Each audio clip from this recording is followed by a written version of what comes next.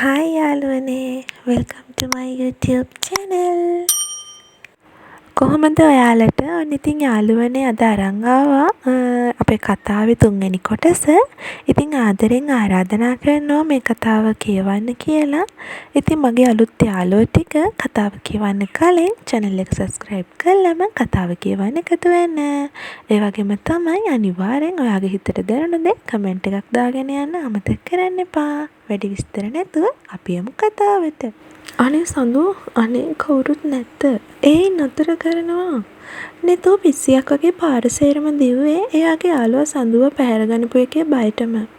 නෙතෝ හති දමදමා දුවන්නේ සඳුගේ ගෙදරට. ඒ තරම් කෙල්ලට අමතක වුණා එයාගේ ගෙදර ඉස්සරහම ඉඳලා ගෙදරට නොකියා සඳුගේ ගෙදරට යන්නේ. හොව් ඈතින් ආපු බයික් එක නතර කරේ නෙතුව පාස් කරගෙන ගිහින්. බයික් එකෙන් බහින තරින්දු නෙතු ළඟට දුවගෙන ආවේ නෙතු කරදරයක් වෙලා වගේ දුවන නිසා. අනික සඳුගේ ගේ පැත්තට. නෙත්මි මොකද මේ? යකෙක් ගහලා වගේ. අයියේ සඳු ඇයි සඳුට මොකද? කෙලා දෙකට නැමිලා දනිස් දෙකක් තල්ලන් මොහොන උස්සලා කිව්වේ මහන්සි අරිමින්. සඳුනිව ඉස්සුව කවුද? මොකක්? කොහෙදද? කොහෙටද ගියේ? කියනවා නෙත්මි. කෝ මගේ සඳු? මම දන්නේ මම ගෙදරින් එළියට බහිද්දිම කළු පාට වීලයකින් සඳුව ඇදලා අරගෙන ඇතුළට දාගෙන කට්ටියක් දිව්වා. මට කිසි දෙයක් කරගන්න බැරි වුණා අයියේ. අඩු මේකේ නම්බරේවත් මතක නැහැ. පාට විතරයි මතක. දෙවියනේ කොහෙන්ද මේ කෙල්ලව හොයාගන්නේ? නගිනවා බයික් එකට.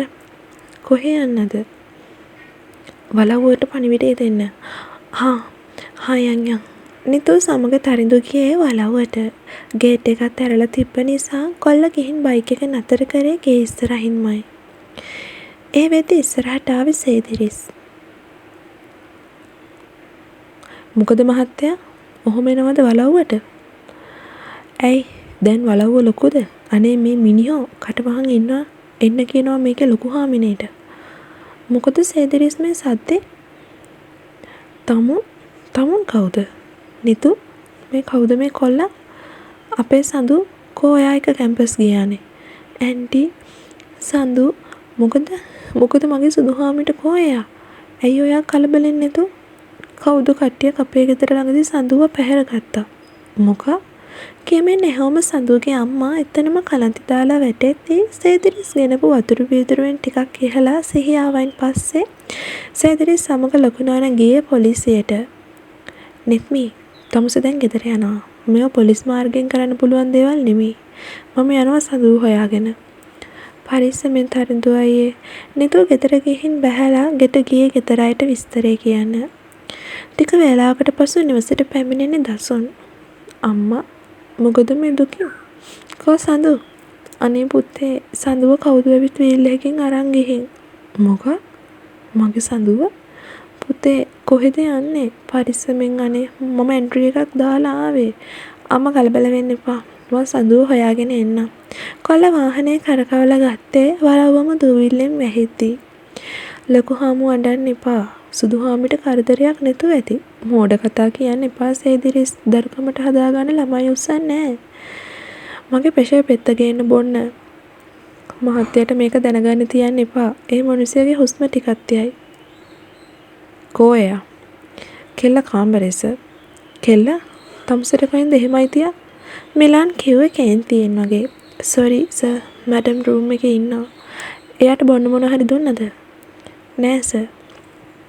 ඇයි එයාව තාම කාමරේ දාලා ගැට ගහලා ලොක් කරලා ඉන්නේ සර් ඒකයි. මොකක්? පිස්සුදෝයි තමුසලාට? කියමින් මිලාන් ගියේ රූම් එක පැත්තට. මොඩියෝ ටික වැඩක් බාර දුන්නට හරියට කරගන්න බෑ. කතාව නම් හඳාල්ලන්න. මිලාන්ව දකින සඳු එතන දඟලන්න ගත්තේ ඔහුගේ උදව් බලාපොරොත්තුවෙන්. මිලා දූවල ගිහින් කටගෙට ගහලා තිබුණු රෙදි කෑල්ල ගලවලා දැම්මා.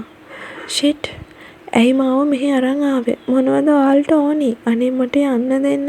කවුද ඔයාලා ප්ලීස්? කියලා බැනගෙන ගියේ මිලාන්ට. හිමීට සඳුව ළඟට එන මිලාන් පහත් වෙලා සඳුවගේ මුහුණ අතින් අල්ලලා පැත්තකට කරමින් කිව්වේ සත්‍ය තියාගන්න එපා නෝනා. එහෙම වුණත් වැඩේ ටිකක් අමාරු වෙයි කියමින්. තමසලා කවුද කියනවා. ඇයි මට මෙහෙම කරදර කරන්නේ? මම පොලිසියට කෝල් කරනවා.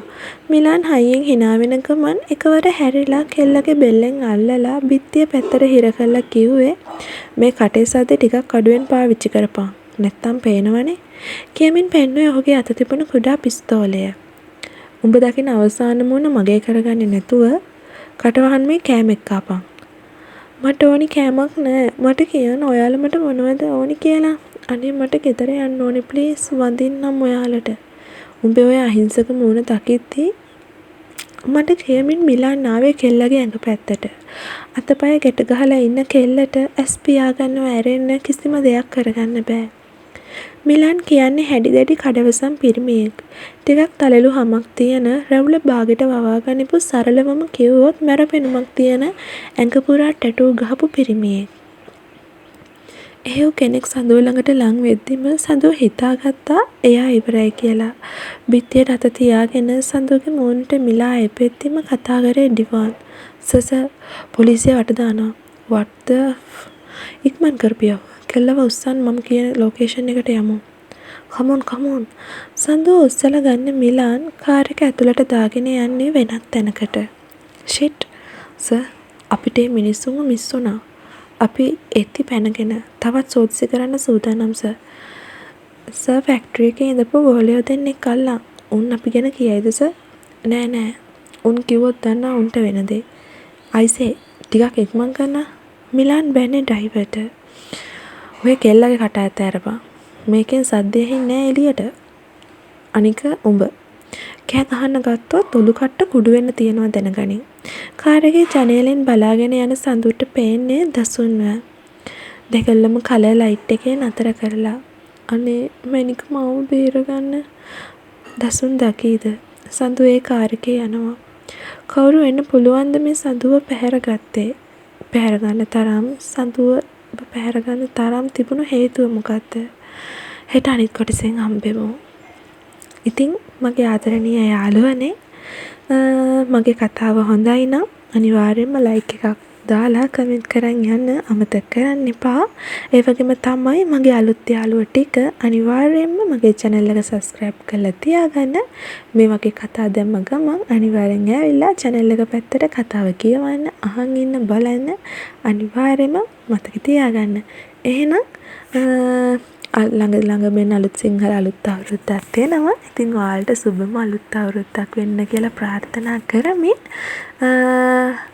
මං අදට යනවා. එහෙනම් ආයෙමත් ඊළඟ කොටසෙන් හමු වෙනකන් ඔයාලා හැමෝටම තෙරුවන් සරණයි.